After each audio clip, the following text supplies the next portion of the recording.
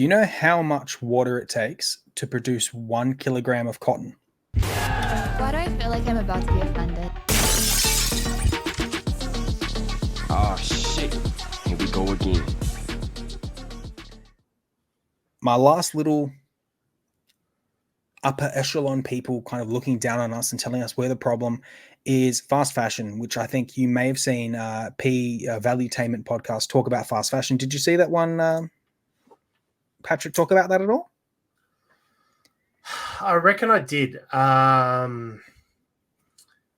don't think it really sunk in because it was kind of something that I was uninterested in. But I did peruse around it a while ago, because this is a while ago, isn't it? This at least a couple of weeks ago. A couple of weeks ago, yes. Yeah, it just resonated with me. And that's what sent me down this kind of rabbit hole, looking at other things, essentially. I'll give you a bit of a breakdown of some of these little stats. Nothing crazy. Well, before you get into your stats, yeah. Did you hear about the tax that they want to do on clothing? Fuck. Another tax? Yes, they want to implement a tax on clothing. So above and beyond the GST? Yeah, I'm pretty sure it will be applied to just all brands, or so I think it might be the consumers who pay this tax, not the actual companies as well. Because I would have thought, if it's luxury brands paying the tax, well, whatever. But I think it's they've got the money to spare. Because I hope they're not paying per color. Because if I'm getting a rainbow colored T-shirt for my kids, I don't want to be paying per color. That's a lot of extra tax. I'm kind of like a two color per shirt person here. Oh, look, just get it from was it Temu or whatever, like a couple bucks, Well, yeah. Well, that is another thing. $50 for a T-shirt or $100 for a T-shirt. God damn. Yeah. This shirt I'm wearing, this. I'm not afraid to say this is an $8 T-shirt. Yeah, there you go. Thank you. Thrifty. That's what I do. But the big people don't like you because they want you to spend your money, not save your money. So you buying cheap clothing is not good. So that's why they're probably going to put another tax on it. That's why the government are cracking down on us, on me specifically, in my cheap clothes. Yeah. I'm wearing like a $60. Get back to where you were. Yeah. So basically, again, while we're told we're the problem, small plastics are the problem, basically everything that Joe Everyman does is the root cause of the entire world's problems. All the while, Taylor Swift recently sent her private jet to pick up Travis Kelce and fly him back to Australia while she's on tour. And then she also took her private jet a distance that would have been 20 minutes in a car. So while we've got these people doing stuff like this, we've got something that's referred to as fast fashion, which is essentially the process of, I think Americans were the basis of this study, but you can safely assume that the Western world follows this trend. But basically, buying clothes, not wearing them more than once, kind of wearing them and then throwing them out, not recycling them, not giving them to the salvos or, whatever your donation area is. Kind of just wearing them, throwing them out. That's what we're seeing, or that's what they are seeing a lot of people doing. And yes, you've got Zendaya wearing, 2 plastic cups on her chest, 2 plastic cups on her butt, and then a weird kind of black spandex outfit. She's wearing that once. She's not wearing that again, unless there's kind of bedroom kink that I'm not aware of, but she's not wearing that again. But Americans threw out 11 trillion tons of textile waste. And that's fabric and clothes, obviously. By 2030, the global fashion emissions will increase by 50%, and 100 billion tons of textiles produced each year. 92 million tons of that is waste. So off-cuts, water waste, to make denim, you need a lot of water.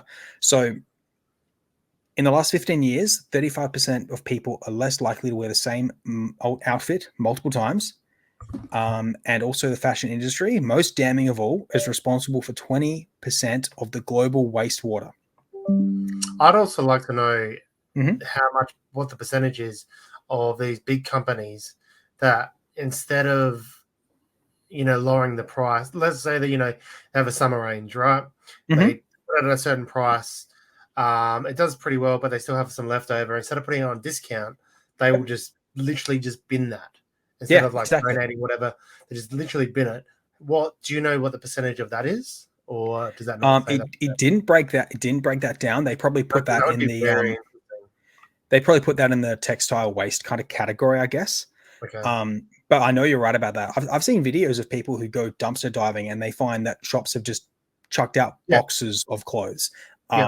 Like the boxes are still sealed. Obviously, this arrived and they weren't allowed to sell it or something like that. It's ridiculous. Well, Do you know?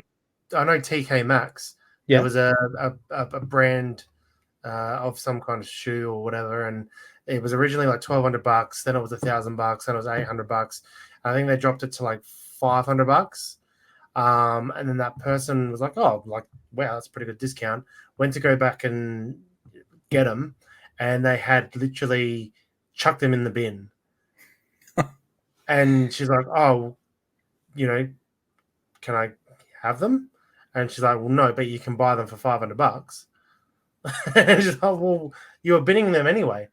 But yeah, so I think they just left it or whatever. But yeah, you can. And apparently, if the staff is caught taking them out of the bins, they're instant dismissal.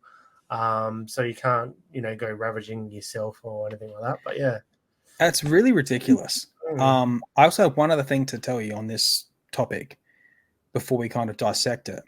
Do you know how much water it takes to produce 1 kilogram of cotton? 20,000 liters. Jeez, what's that equate to? Like a swimming pool? I don't know. I would say probably a swimming pool. Probably more than a swimming pool, really. But here's the thing: like, where is the extra taxes that this industry are getting? They seem to be very protected. The fashion industry seems to be one of the most protected, industries in the world, because not only that, but you have Chinese sweatshops, you have Indian sweatshops, Pakistani sweatshops, all these third world countries where kids are basically being just brutalized daily to make you your Nike shoes, to make you your New Era cap, for example, whatever it is. So it goes a bit more in depth than just like polluting water, throwing out clothes. There's human lives at stake for this as well. But where are these taxes and where is the protection for anyone? It just seems like it's such a one-sided street. Yeah, man. What do you reckon? Sounds crazy. The small guy, the little guy will always flip the bill. Yep. I mean, not only that, you've got Shopify stores where people are basically going and uploading their own designs, getting a shirt sent to somebody. They're getting charged extra just for doing that. These companies are paying a lot less for them. So, yeah, it's crazy to think of. But that's a few things that I had to say about basically how we've just been lied to about pollution and how our pollution has been affecting things when these people who are influential seem to be the ones that are kind of affecting us. I don't have any more examples of that, really. But yeah, it's crazy and it gives you something to think about. So definitely do some research on almost any industry. It's worth at least kind of Google fact checking as much as you can trust Google. Don't use Gemini AI to find out some of this, for yourself, essentially.